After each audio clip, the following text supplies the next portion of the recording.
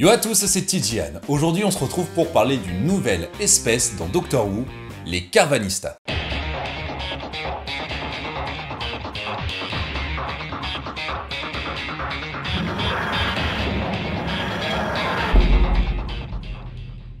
Bon, déjà pour commencer, sachez qu'à chaque fois que je vous fais une vidéo sur les monstres de Doctor Who, je m'aide de ça, l'encyclopédie officielle de Doctor Who sur les monstres existants, qui est plutôt utile et très pratique, sauf qu'au final elle s'arrête à la saison 12, ce qui veut dire que bien là pour le coup elle m'est complètement inutile, les Carvanista n'existaient pas. Bref, qui sont les Carvanista? Ils nous avaient été présentés, ils nous avaient été teasés dans les trailers de la saison 13 de Doctor Who Flux. D'ailleurs je vous invite à regarder la vidéo de ma review sans spoil de la saison 13 qui s'affiche en haut à droite de votre écran. Mais qui sont-ils vraiment? Quel est réellement leur but? Quel est le lien avec le Docteur? Et surtout quel est leur lien avec le Flux? Déjà d'apparence, les Carvanista sont des chiens lourdement armés. Bah oui, clairement ce sont des chiens en costume, ce sont des chiens avec des armes, une sorte de hache ultra badass, qui sont ni plus ni moins que les meilleurs amis de l'homme. Bah ouais, pour pas changer, le chien est le meilleur ami de l'homme. Les Carvanista sont nés pour protéger les êtres humains. Chaque Carvanista a un être humain qui lui est associé, a un être humain qui lui est attribué, ce qui veut dire que le jour où la planète Terre est en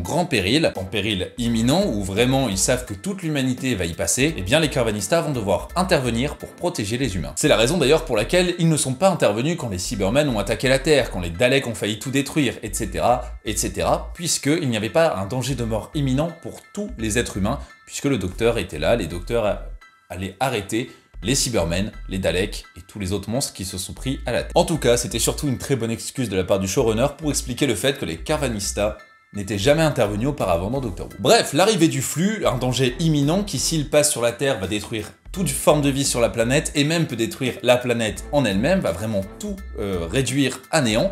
Un peu à l'idée de la bombe que le Docteur avait sur Gallifrey. Tiens, y aurait-il donc un lien entre cette bombe que le Docteur avait sur Gallifrey, la particule de mort et le flux en lui-même? Ça, je vous en reparle dans la vidéo sur la division. Bref, dès le début de la saison 13 de Doctor Who, les Carvanista arrivent, interviennent avec toute leur flotte pour sauver la planète Terre et les êtres humains qui s'y trouvent. Comment font-ils ça? Eh bien, avec tous leurs vaisseaux, ils se mettent tout autour de la planète Terre et forment une sorte de bouclier contre le flux. Alors, je ne sais pas comment ils font, puisqu'on parle quand même du flux qui arrive à vraiment tout détruire, toute forme de vie, à passer au travers de tout ce qui existe. Donc je ne sais pas comment ils ont fait pour trouver la technologie, d'ailleurs ce n'est pas expliqué, mais ils arrivent à contenir le flux et à l'empêcher de passer au travers de leur flux, en formant un bouclier géant. En soi, les Carvanista auraient pu être simplement une espèce qui aurait été l'excuse qui expliquerait que les êtres humains auraient été épargnés par le flux. Parce que oui, si les êtres humains et la planète Terre avaient été détruites par le flux, ce serait un peu compliqué pour la suite de Doctor Who, puisque la Terre n'existerait plus. Là, la Terre existe encore, même si une grande partie de l'univers a été détruite, eh bien il reste encore la Terre, les êtres humains, donc le Docteur, par exemple pour l'épisode spécial Nouvel An, pourra se retrouver sur Terre avec les Daleks. Parce que oui, il faut pas non plus se mentir, je pense que Doctor Who, s'il n'y avait plus la Terre, si le Docteur ne se promenait que dans l'espace, on aurait énormément de mal à accrocher à la série, puisqu'on n'aurait plus de points d'identification. Là, ce qui nous permet d'apprécier aussi la série, c'est de pouvoir nous identifier aux personnages, principalement aux compagnons, qui sont là aussi pour ça, et justement faire le lien entre notre vie, entre ce que nous connaissons, ce que nous vivons, et la série en elle-même, pour qu'elle garde un côté un peu réaliste. Tu veux dire que les Carvanista existent? Bref, du coup les Carvanista auraient pu être une simple excuse pour garder la Terre, sauf qu'au final, il y a un Carvanista, le Carvanista de Dan, qui a un rôle ultra important puisqu'il devient un compagnon temporaire du Docteur. D'ailleurs, pour ceux qui n'ont pas vu la saison 13 de Doctor Who, là il va y avoir un petit peu de spoil, je vous conseille de passer d'une vingtaine de secondes. Ce Carvanista devient donc un compagnon temporaire du Docteur, sauf que on apprend plus tard que ce Carvanista était en fait, à l'époque, un compagnon récurrent du Docteur. Mais est-ce que le Docteur s'appelait déjà le Docteur à l'époque? Ça, c'est une autre question. Je pense que oui, vu que le Carvanista l'a reconnu, mais en tout cas, c'était bien avant le Docteur joué par William Hartnell, lorsque le Docteur faisait partie de la Division et qu'il y avait une intervention sur la planète. Mais je vous referai une vidéo sur la Division, je le répète, on n'est pas là pour parler de ça. Là, les Carvanista, ce Carvanista-là, justement, il attire énormément notre sympathie. Déjà parce qu'il sert énormément, parce que comme un chien classique, tu l'appelles et il vient t'aider. Tu es très pratique pour le Docteur, pour Dan, etc.